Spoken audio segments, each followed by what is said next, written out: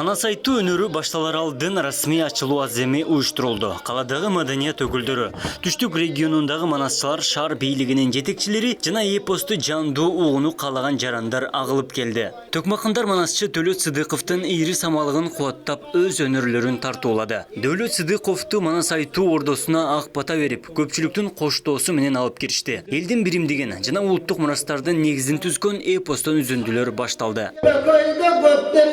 Jayıp gelgen bulanır, düngüretip düğneler, tökbölü bölür manasça, dastancılar baş bulup, bütün deydiyle tangalıp, ata babam bağırsa, alıp gelgen bulanır. Öğren kırzağızlar, şunkarday sağlap, cangırday dögülsün dep, öz orduna jibireli. Sizlerden kolduğunuzlar beren, kolçağa koştup durmuşlar. Сулайман Тоо музей комплексинде Дөлөт Сыдыковдун 3 күн 3 түн манас айтуу жарыяны башталды. Манас эпостунан үзүндүлөр 3 күн тынымсыз жаңырат. Ош ТВ телеканалынын жана социалдык баракчаларынан түз эфирде көрсөңүздөр болот. Ош шаарында бүгүн аябай жакшы саамалык башталып атат. Бул жакшы жөрөлгөдөн Ош ТВдагы четте калбай, башка өнөктөш катары кызматташып атат. Буюрса Ош ТВ телеканалынын көрүүчүлөрү 3 күн бою ушул биздин түз эфирлер аркылуу манас биздин ушул улуу манасчыбыздын манас айтуусун түз эфирде көрө алышат. Мындан сырткары бизди ушул дүйнөнүн булуң бурчунан көрсө болот деп айта алам. Анткени биздин ушул YouTube каналыбыздан, социалдык тармактагы Facebook, Instagram баракчаларыбыздан түз эфир аркылуу чагылдырып атабыз. Мен ойлойм бул чындыгында кыргыз эли үчүн аябай 3 күн манас айтылып атканы эң жагымдуу жөрөлгө. Бул мен ойлойм ушул Ноорус майрамынын алдында дагы биздин жалпы замандаштарга аябай бир пандемиядан кийин чоң жакшы майрамдык маанай тартууланат деп ойлойм.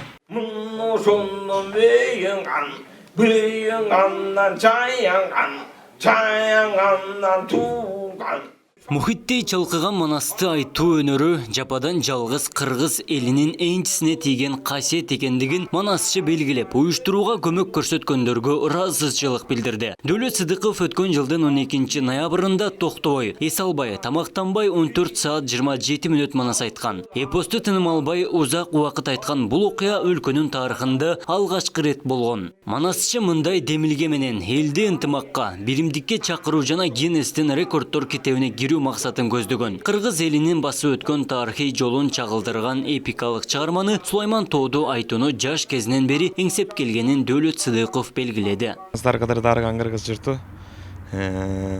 Бу кыргыз элибиз эжелтеден манас деген урам менен келген элбиз, кылымдарды карытып, кайсы убакта болбосун ошол манас деген урам менен биригип, бизде бир чоң эле урам, бир эле урам болгондо чоң урам. Болбосо уру ар кимдин өзүнүн атасын чакырган, бирок ушу бир элди бириктирген. Анан баягы илгертеден ниетим, жакшы тилегим бар эле ушул касиеттүү Сулайман Тоонун жээгинде манас айтылса, ушул жерде манас айтсам деген. Анан Кудай буйруп ошол азыр ишке ашканы турат.